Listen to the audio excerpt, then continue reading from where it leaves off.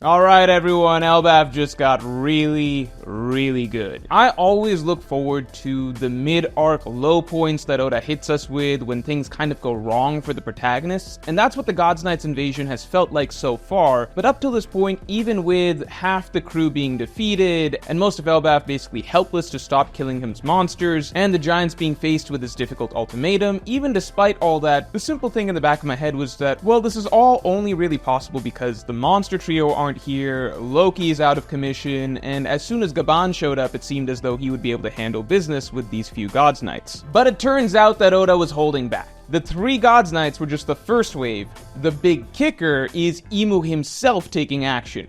That is what everything was leading up to. It really feels like now we're going to be facing God himself, and it is going to be something that nobody on the island can stop. Maybe Luffy, but I don't know if it's time yet for Luffy to come face to face with Imu. At the very least, what seems to be set up right now is finally a personal display of Imu's powers and his combat ability, just a taste of it, but it should give us a sense of a sort of overwhelmingly powerful god. And just getting a glimpse of how powerful the supposedly final villain of the story is going to be, and the effect that he's about to have on Elbaf, I think that is going to take the drama that is already here in Elbaf right now up several notches. I think this is an absolutely brilliant decision by Oda because we've been wanting to see how Imu fights for a long time, but with so much anticipation for this villain, I feel like it almost makes sense to show him in action in bits and pieces. And you want to start establishing him as a threat for the main protagonists, but then the problem, of course, is that you don't want to make Imu get off of his throne and travel all the way over to Elbaf. I think part of the mystique of Imu is that he never has to move. He's just sitting up there in that empty throne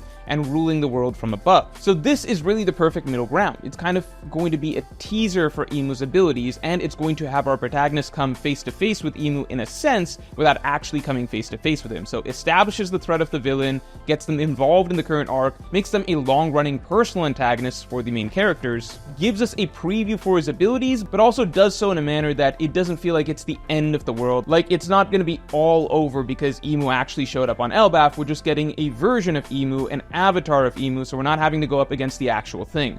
Perfect stuff for setting the stakes, tension of the arc at the moment, and also doing wonders for the villain down the line. But first, we have a huge announcement. The end is here. The World of One Piece travel poster collection is finally at its conclusion. And so for the grand finale, we are opening up all the previous islands from the World Tour back for you this month so you can complete your collection, along with the final batch of islands you can get for your walls: Baratier, Arlong Park, Logtown, and Windmill Village. And for this grand finale, this month you can even pick any 2 posters you like from the entire collection and get 2 more posters for free. If you're trying to catch up to the entire travel poster collection and there are just too many to choose from, you can even get the complete World of One Piece bundle and pick and choose 15 travel posters to get them at an even bigger discount. With this, the entire story of One Piece is complete. All the major islands we've seen throughout the story are available this month with major discounted bundles, so make sure to get your travel posters today. But first, congratulations to TomTom for correctly predicting that Colin tries not to cry in front of his dad. Make sure to tune into Monday streams to get in on the chapter predictions competitions. So I think we are all extremely excited for next chapter, but the crazy thing about this chapter is that even if you remove those last couple pages where Imu shows up, it's still a really f***ing good chapter. Scopper Gaban 100% delivered. This character is just so f***ing cool. I'm really loving his personality, his fighting style, and there's going to be a whole bunch of debate and drama about this, I'm sure, but it seems like he does have Conqueror's Haki and is potentially an advanced Conqueror's Haki user.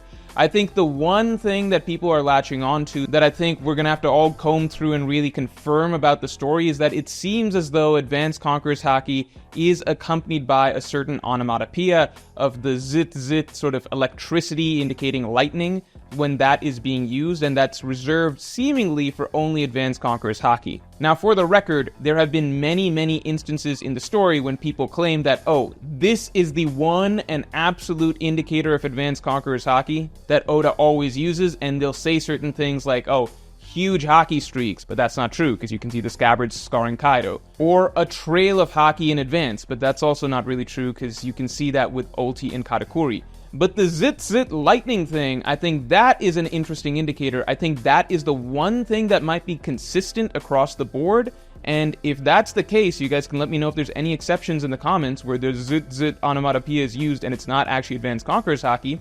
If that is the case, then we might have Skopper Gaban as a confirmed Advanced Conqueror's Haki user, which is f***ing huge. It's fitting for the original Pirate King's crew to have both the right and left-hand man as Advanced Conqueror's Haki users, and that makes me all the more excited to see how crazy Roger is in action once we get to God Valley. And this of course opens the door to a ton of conversations about Sanji and what abilities he's gonna get, yada yada yada.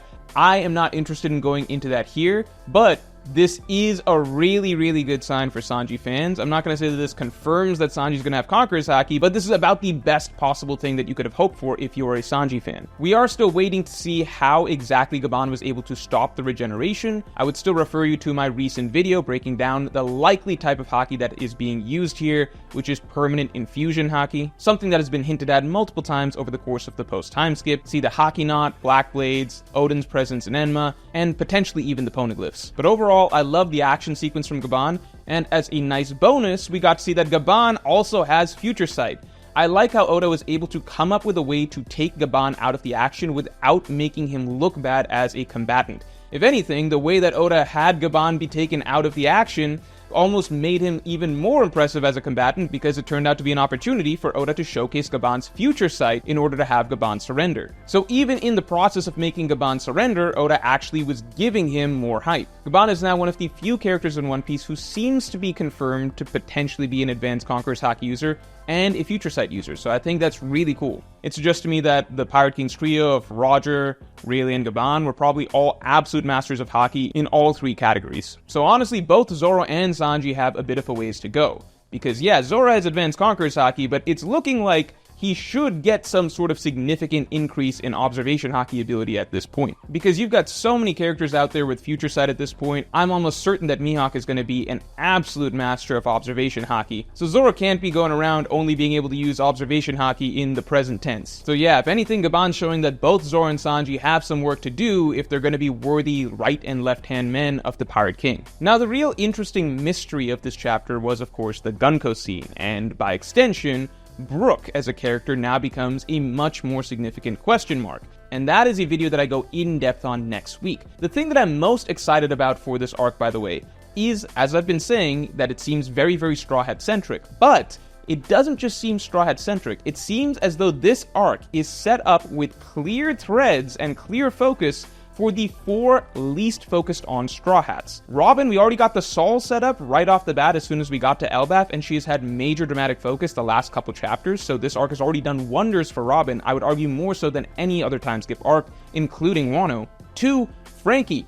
This arc is shaping up to be for Frankie what we all thought Egghead was going to be, an arc that focuses on Frankie studying technology, studying a laboratory, learning, researching, upgrading, potentially even upgrading the Sunny based on the fact that we are at the Atom Tree. And then with Brook, out of the blue, we're getting a second backstory for Brook. I know a lot of us clamor for second backstories for certain Straw Hats, I think when Sanji set that standard, but Brook has a whole uncovered history, and I think we actually know a good deal more about it than you all might expect. Just wait for next Tuesday's video. But what this arc is set to do for Brook's character is something that I have been hoping for this character for so long. I'm so tired of every time in streams or chapter reviews or whatever that I express that I feel like Oda underutilizes Brook in the story and treats him almost like a side or minor character, at least in comparison to the other Straw Hats, and then people tend to respond that, well, Brook's probably just not supposed to be as important of a Straw Hat, he's more of like an add-on addition or something like that, not all Straw Hats are created equal, yada yada, and I agree, not all Straw Hats are created equal,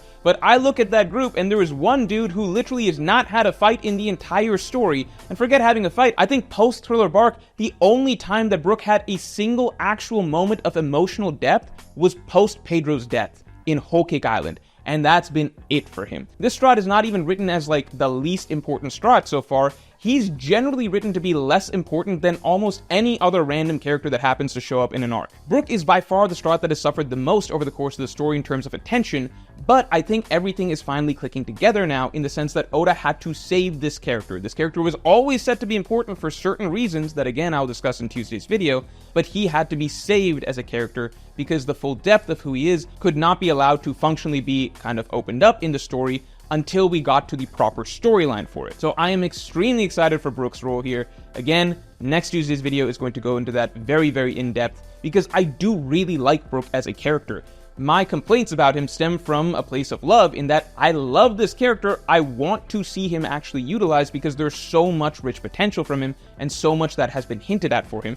Again, watch next Tuesday's video to see the breakdown on that. Now, on Gunko's end, it does seem like Gunko is from decades and decades and decades and decades ago, and there are certain things that I saw, some people saying based on certain translations that I saw on Twitter, that there's an indication that she may be royalty, a former princess, and again, as we know, Brook, royal guard of a certain country. There is a very complex backstory that is shaping up there.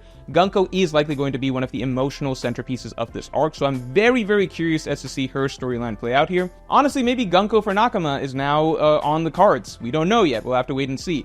But Gunko just became the most fascinating character in Elbaf by far, and whatever happens with her next chapter is going to tell us a lot about the direction of both her story and give us much greater understanding of Imu and what he stands for. So I am extremely excited for next chapter. Elbaf has just gone up several notches in terms of intensity, and One Piece chapter 1150, I don't think that's a coincidence. I think that is going to be one of the most insane One Piece chapters that we've ever had. So really looking forward to next week. And finally, we have a voice from the people, my top tier of patrons.